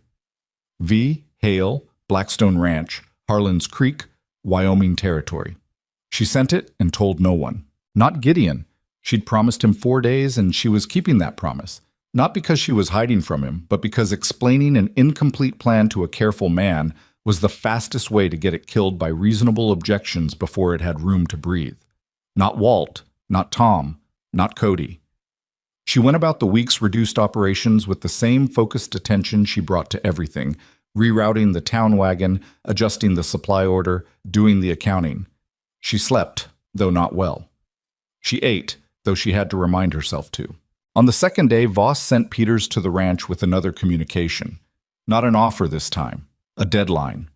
The formal review period, it said, would close in 10 days, after which Continental Western would proceed with enforcement of the access policy and would not be in a position to consider further commercial arrangements with outside operators for the foreseeable future. She read it, thanked Peters for his time, and offered him a biscuit, which he declined with the slightly pained expression of a young man trying to project formality. She watched him ride back down the lane and then went into the kitchen and stood at the window for a while. 10 days. The letter to Pacific Meridian had gone south 3 days ago. She'd sent it to the regional offices in Denver. Aldean had confirmed that's where their territorial operations were based. And she'd marked it urgent, which in 1883 meant it might be read within a week, or might sit under a stack of other correspondence until someone eventually worked through the pile. She had no way to know. She had no contact at Pacific Meridian, no relationship, no introduction. Nothing but the letter and the logic inside it and the $40 that had bought her the right to try. 4 days. 10 days. The arithmetic was uncomfortable. She turned away from the window and started dinner. On the third day, Gideon figured it out. Not all of it. She hadn't given him enough to reconstruct the complete picture, but enough. She came into the office to retrieve a supply document and found him at his desk with the county map spread out in front of him and the particular focused stillness of a man who'd been working something through for a while. He looked up when she came in. Pacific Meridian, he said. She stopped. They're running a competing line, he said. Southern route through the next county. They've been buying land options along the corridor for 8 months. He looked at the map, then at her. You went at them. She considered denial for approximately 1 second and discarded it. This was Gideon. Yes. With what? A proposal. The same operation, exclusive contract, their camps instead of continental westerns. She moved to the desk, looked at the map. If they take it, Voss loses the productivity advantage he's been citing to his own board. And we have protection from his access enforcement because we're operating under a competitor's agreement. He was quiet for a long time. Not the silence of a man shutting down, she'd learned to read his silences. This was the working kind. The kind where he was building the structure of it in his mind, checking the joints. If they don't take it, he said, then we're where we are. Which is 10 days from losing access entirely and 9 weeks from a cash position that doesn't service the note. Yes, he looked at the map. How long ago did you send it? 3 days. So we wait. We wait. He sat back in his chair. His hands were flat on the desk, and she watched them. Those rough, work-built hands that she'd noticed the first day on the platform and that she still noticed sometimes, without quite meaning to. He looked at her with the direct, honest attention that was one of the things she'd come to rely on in him, the thing that made the hard conversations possible. You should have told me, he said. Not angry, just true. I know. She met his eyes. I needed 4 days without objections. You thought I'd object. I thought you'd have reasonable objections, and that they'd be right, and that they'd still kill the plan if I let them in before it was moving. She held his gaze. I was wrong to not tell you. I'm telling you now. He held her gaze for a long moment. What's your read on their board? Pacific Meridian? And there it was. Not the argument she'd half prepared for, not the injured pride she'd been bracing against. Just the next question, just Gideon moving forward, because that was who he was. Something in her chest settled, slightly and quietly, like a thing that had been held tense for days. Aggressive expansion, she said, sitting down. They've outbid Continental Western on 3 land parcels in the last 6 months. They want the Wyoming territory, and they want it before Continental Western gets consolidated. Their labor costs are the biggest variable in their timeline. And Fed workers work faster. 8% faster, that's Voss's own data, and Pacific Meridian will have access to it. The railroad industry talks. She turned her notebook to the page where she'd mapped the argument. I gave them the numbers in the letter. If they're serious about the Southern Corridor, this is a real advantage. Not marginal, real. Gideon looked at the page.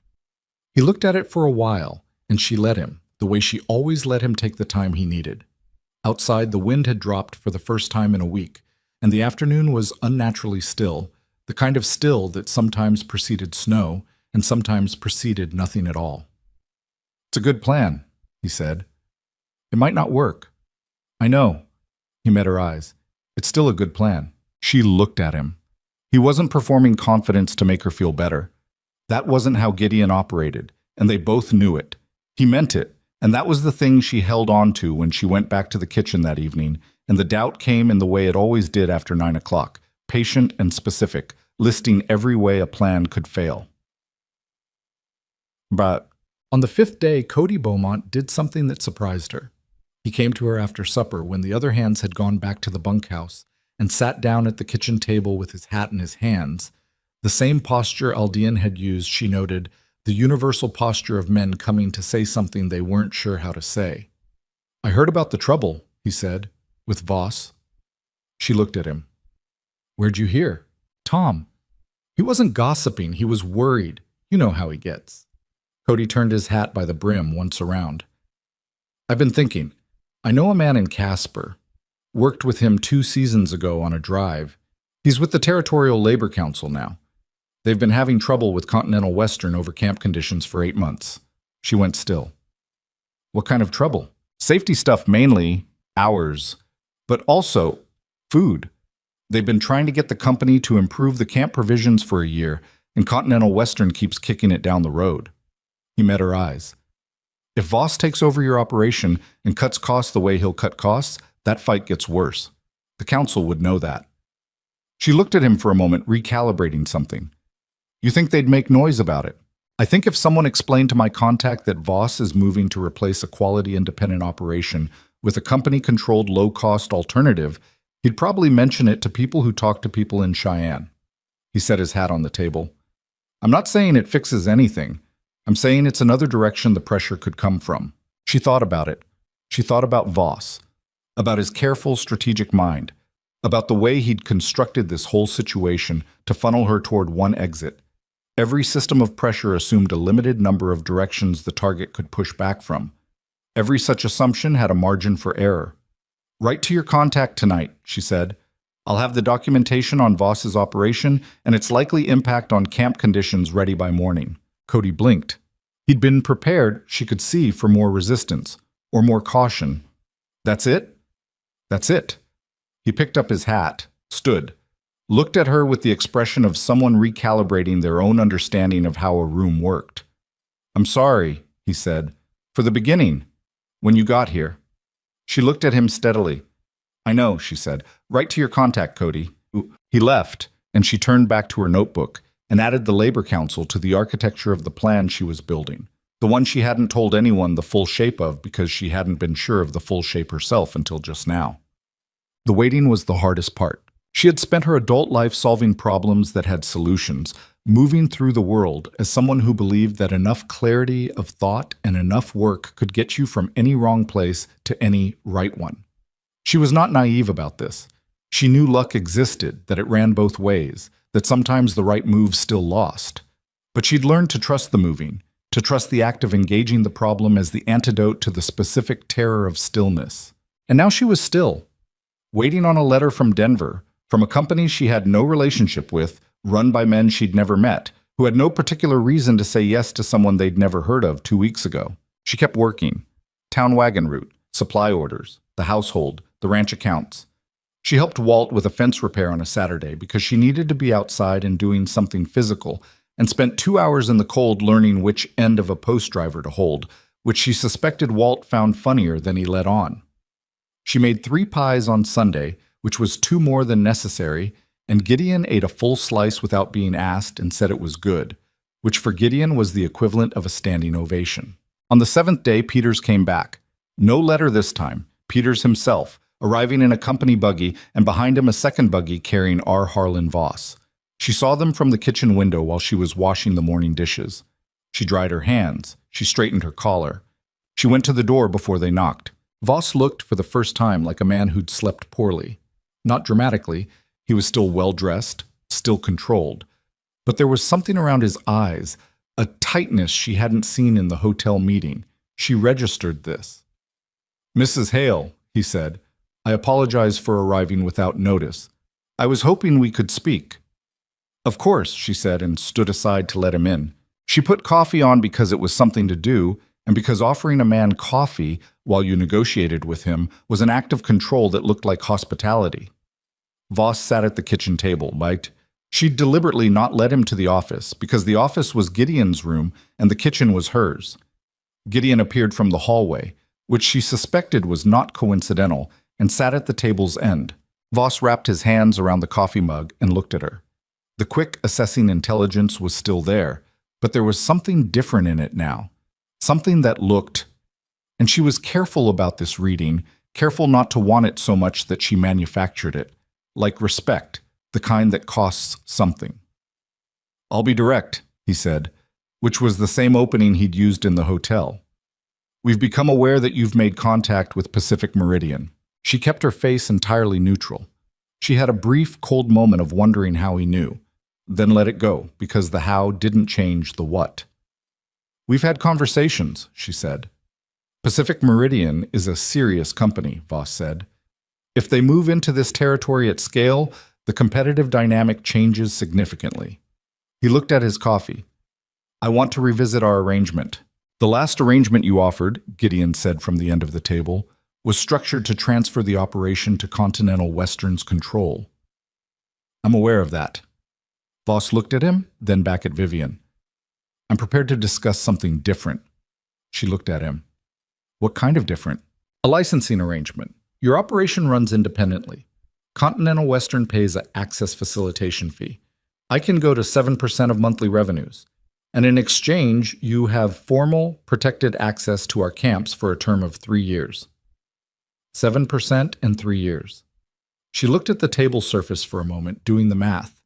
The fee was low enough to be acceptable, the term long enough to be meaningful. It was not what she'd have written, but it was not nothing. Exclusive access, she said. Exclusive to your operation within the camp territory, yes. And the access restriction notice? Withdrawn. Effective the day of signing. She was quiet. Gideon was quiet. The kitchen held its breath around them, or seemed to. The particular stillness of a room where something significant was being decided. I'll need until Friday, she said. Mrs. Hale, Friday, she said. If Pacific Meridian's response arrives before then, I'll be in a different negotiating position and the terms will change. You know that. If it doesn't arrive, you'll have my answer Friday, and we can both stop losing money. She held his gaze. That seems fair. He looked at her for a long moment.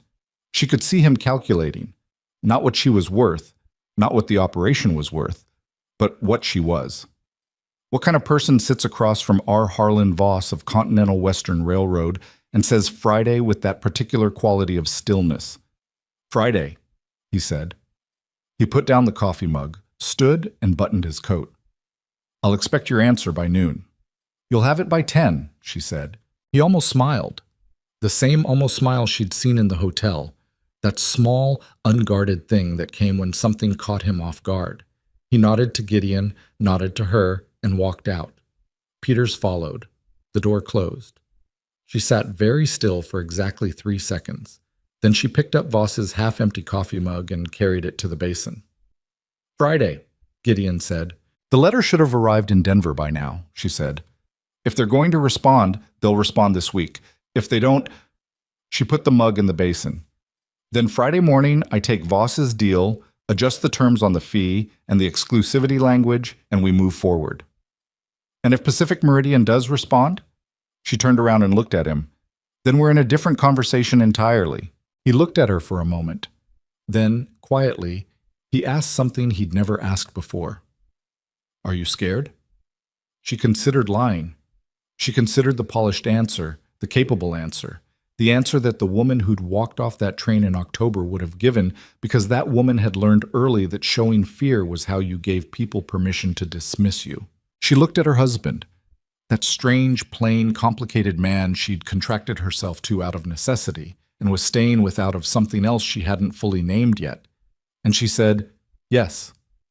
He nodded, just that. Not reassurance, not comfort, not the things people say when they don't know what to say.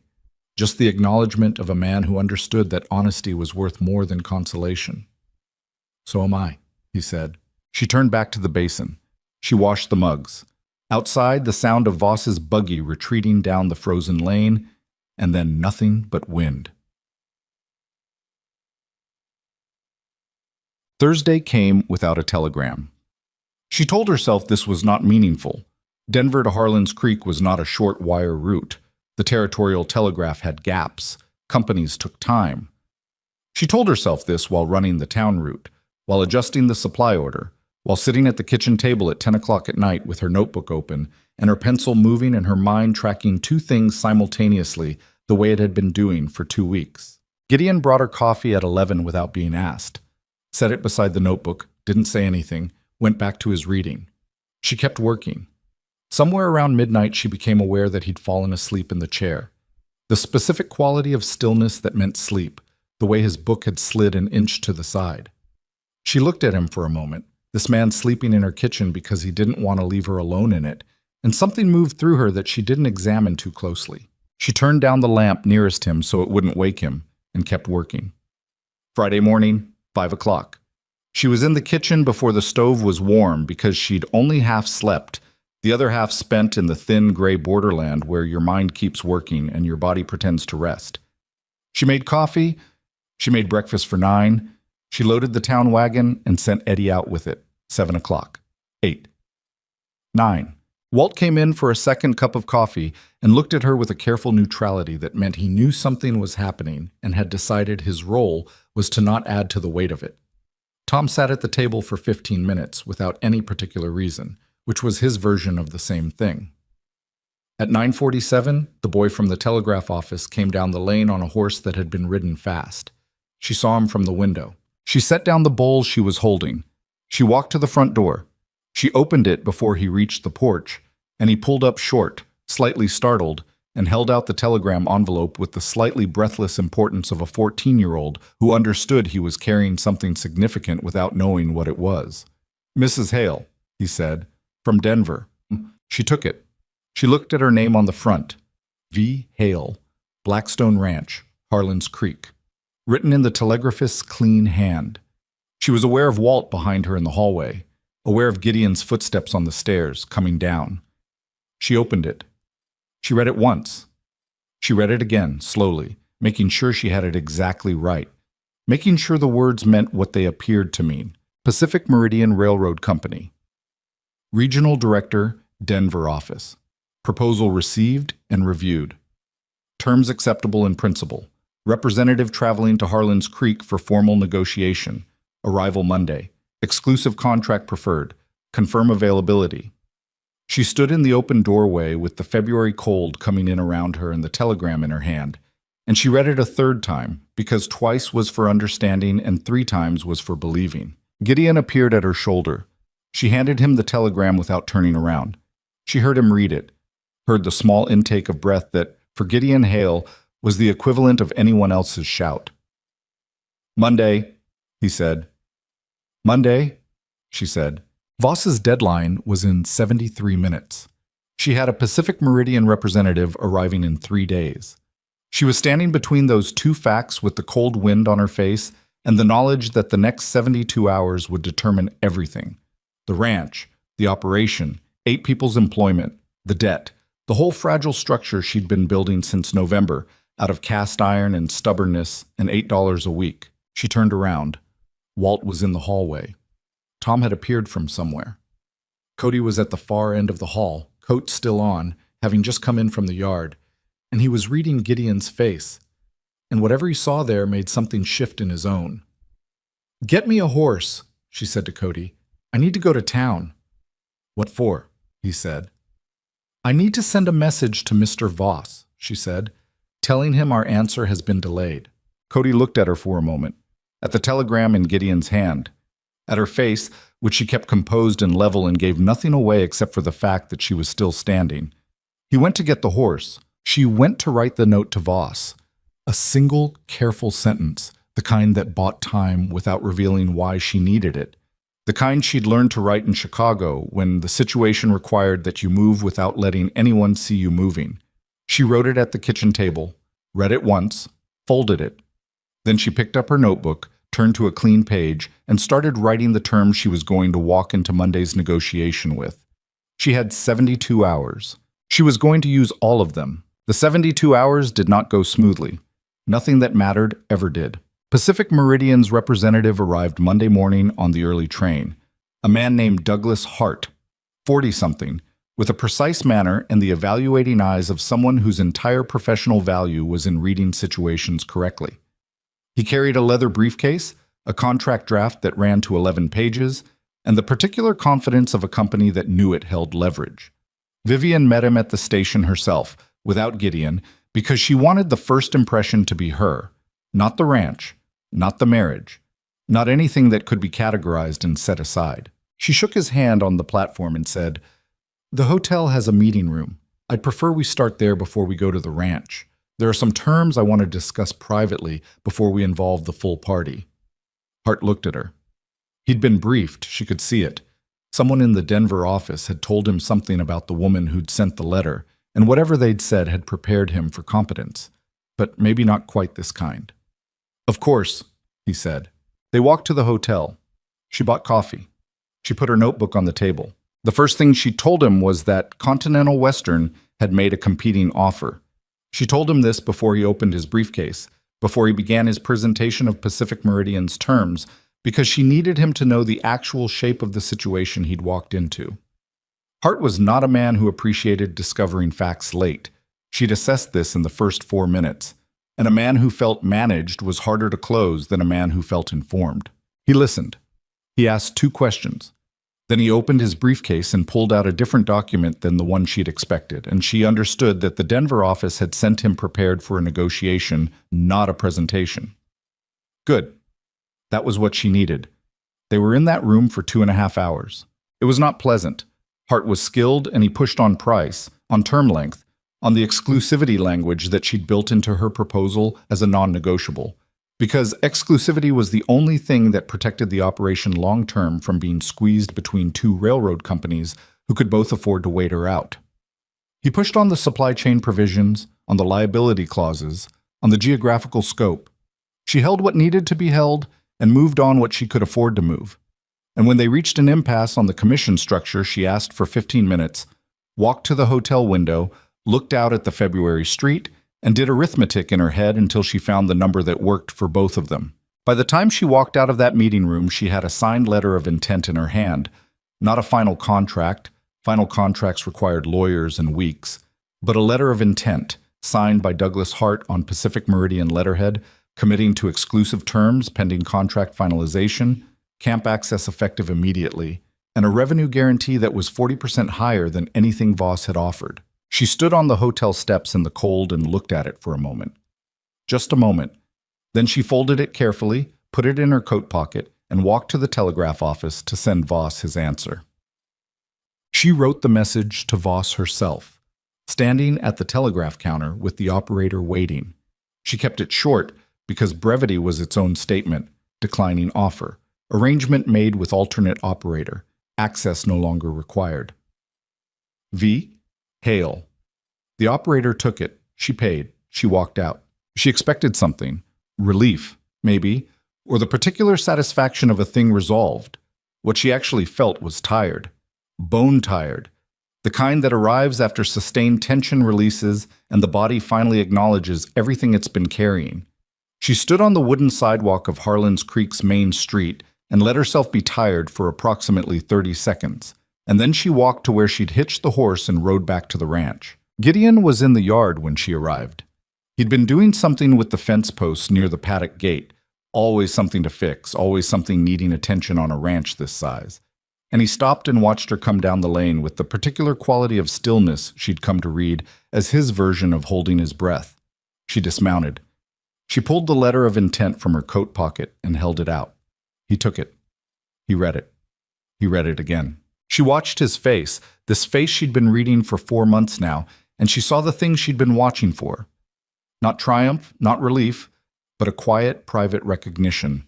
The face of a man who'd been carrying something for so long that the absence of it was more disorienting than the weight had been.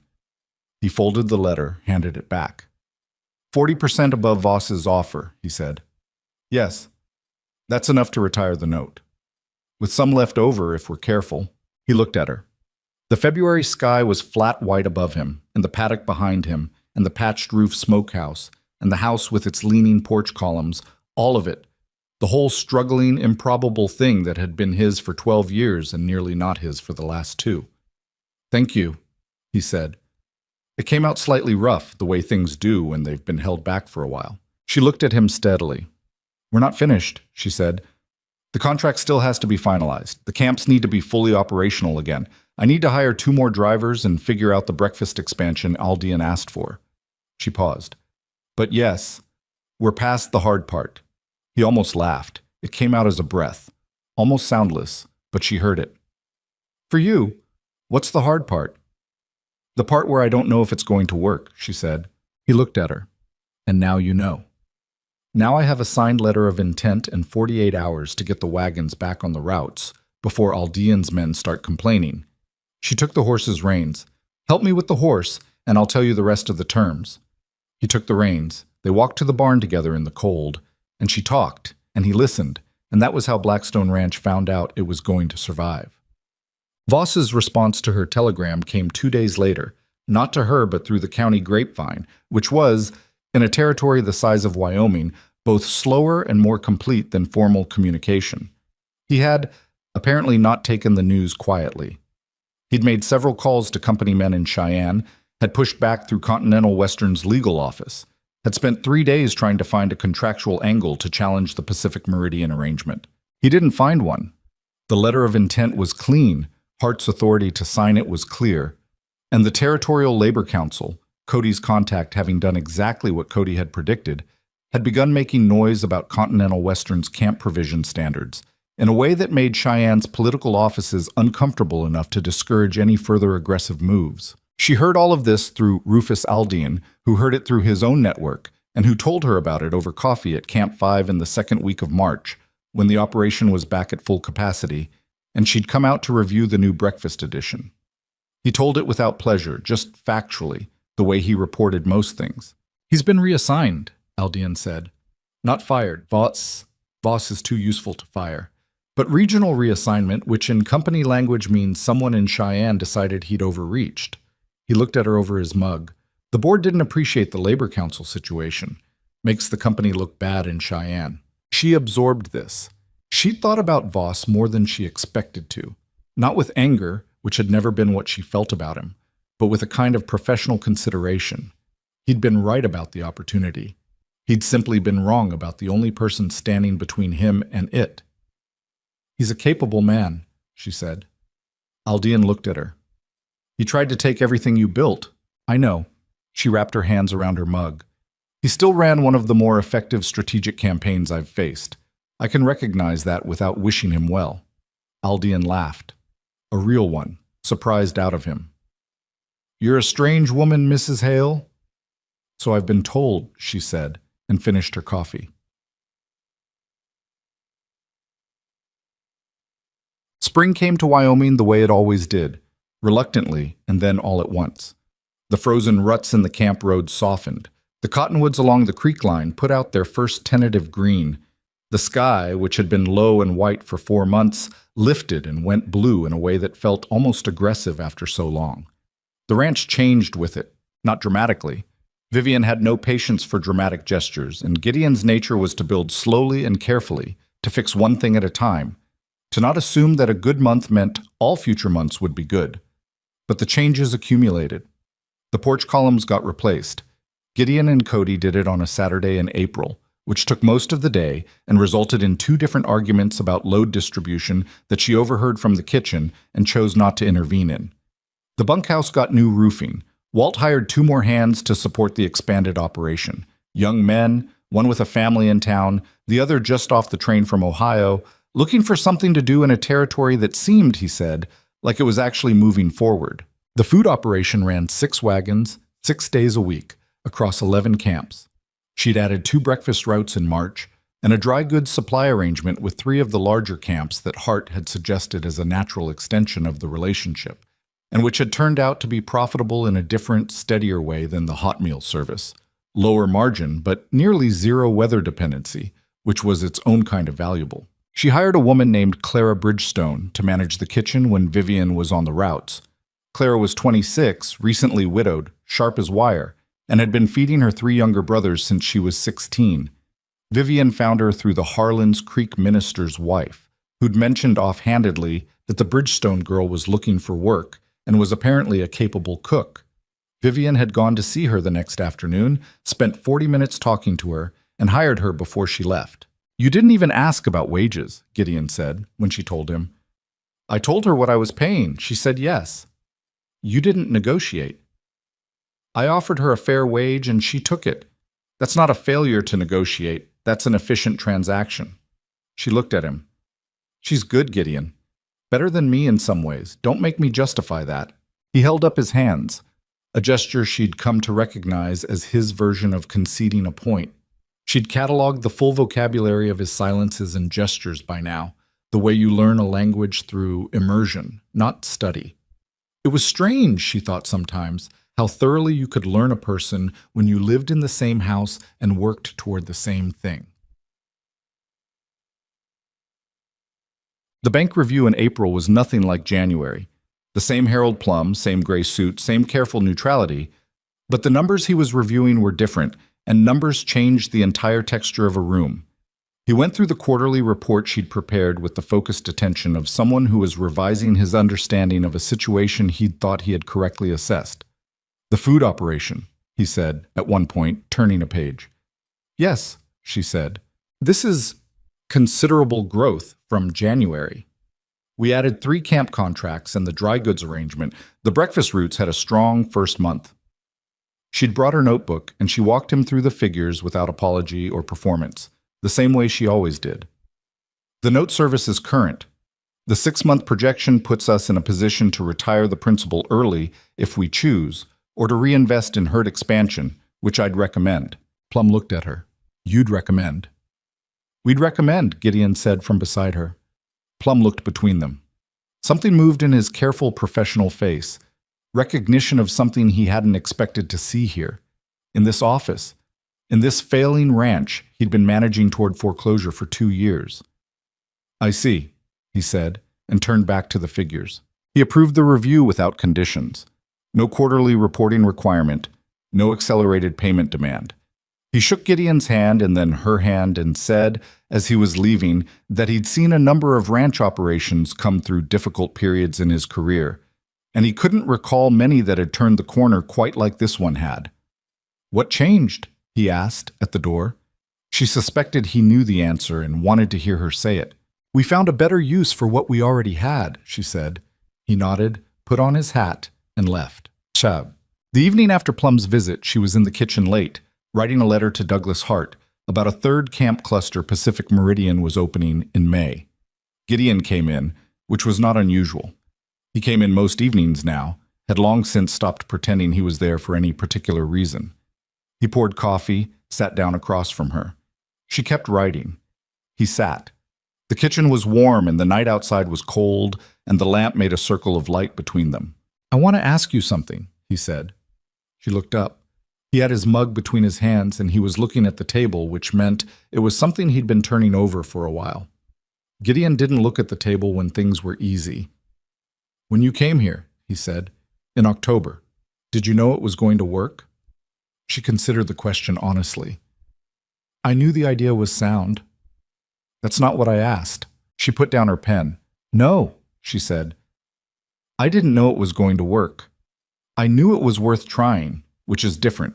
She looked at him. "And I knew that the alternative, staying in Chicago, staying in Gerald's ledger room, was a certain kind of slow, invisible failure. This was an uncertain kind of failure. I preferred the uncertainty." He looked up. "You thought you might fail. I thought it was more likely than not." She held his gaze.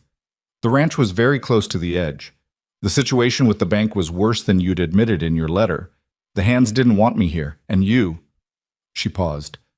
"You weren't sure what you'd agreed to, either." He was quiet for a moment. "No," he said. "I wasn't." "Are you now?" He looked at her, that direct, undecorated look that was the most honest thing about him, the thing she'd come to trust more than anything else in this strange arrangement they'd built together.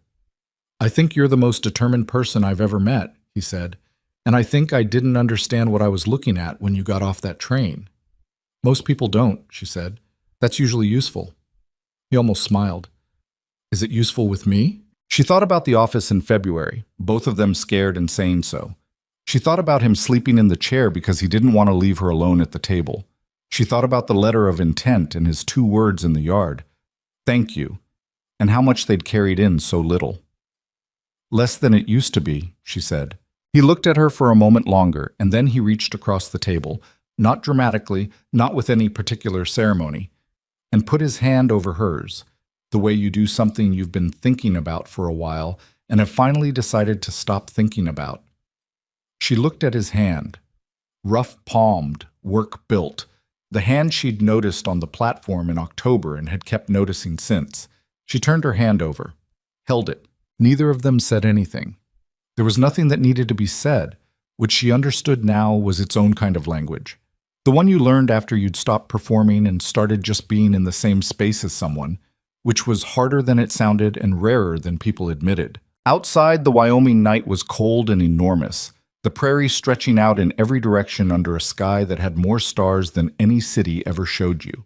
Somewhere out there, 6 wagons were parked in barns and shelters across the county, ready for tomorrow's routes. 11 camps, hundreds of men who would eat better tomorrow because of the things she'd built here. She picked up her pen. She kept writing. His hand stayed on the table beside hers, and the lamp held its small, warm circle. And outside the frontier went on being large and difficult and full of the specific promise of things not yet done. The months that followed were not a straight line. They never were. There was a supply dispute in May that cost her 3 weeks of renegotiation. There was a fire in Camp 9 that damaged one of her wagons and required a replacement she hadn't budgeted for. Clara had a difficult stretch in June when her youngest brother got sick, and Vivian ran double shifts for 2 weeks without being asked because that was what the situation required and she was who she was. The cattle operation had a rough patch in late summer, a dry spell that stressed the herd, nothing catastrophic but nothing easy.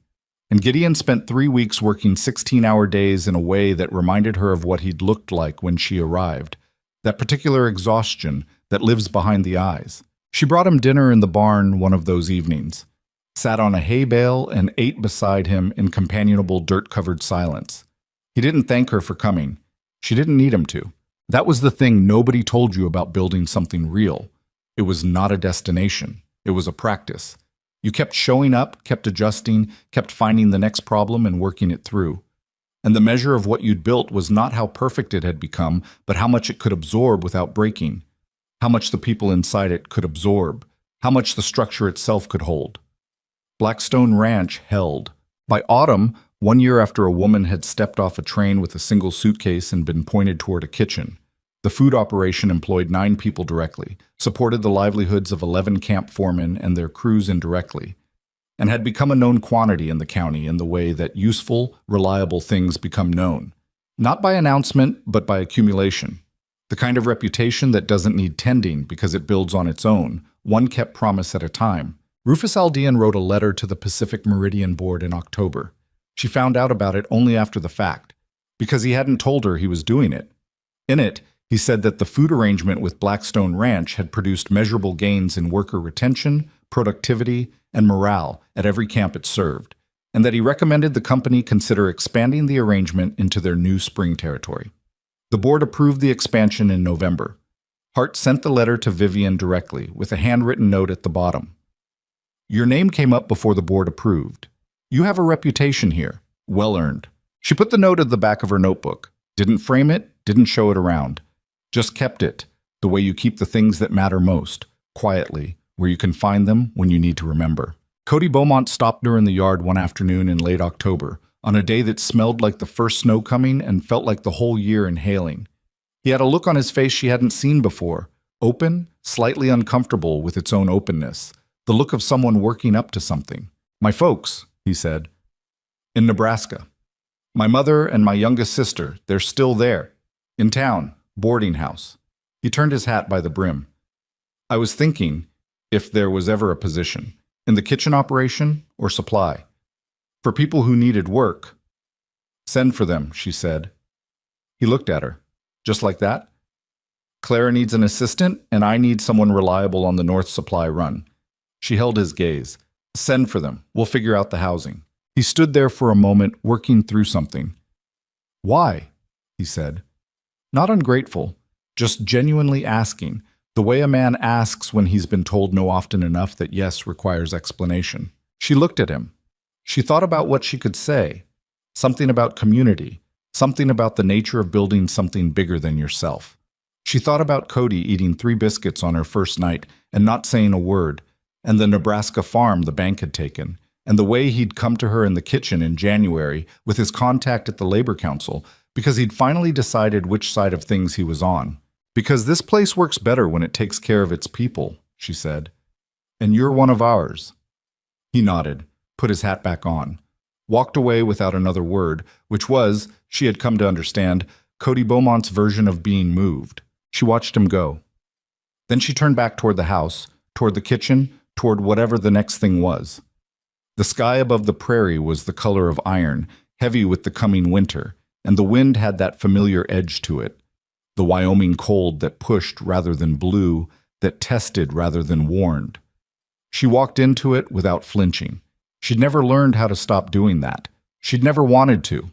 Inside, Gideon was at the kitchen table with the spring cattle purchase figures, doing the kind of careful, slow arithmetic that was his particular form of hope, planning for a future you weren't certain of, but planning anyway, because that's what you did when you decided to stay. She sat across from him. She opened her notebook. The lamp between them was steady and warm. Neither of them spoke for a while. Neither of them needed to. This was what they'd built. Not a story with a clean ending, but a life with enough room in it for what was real. The debt was gone.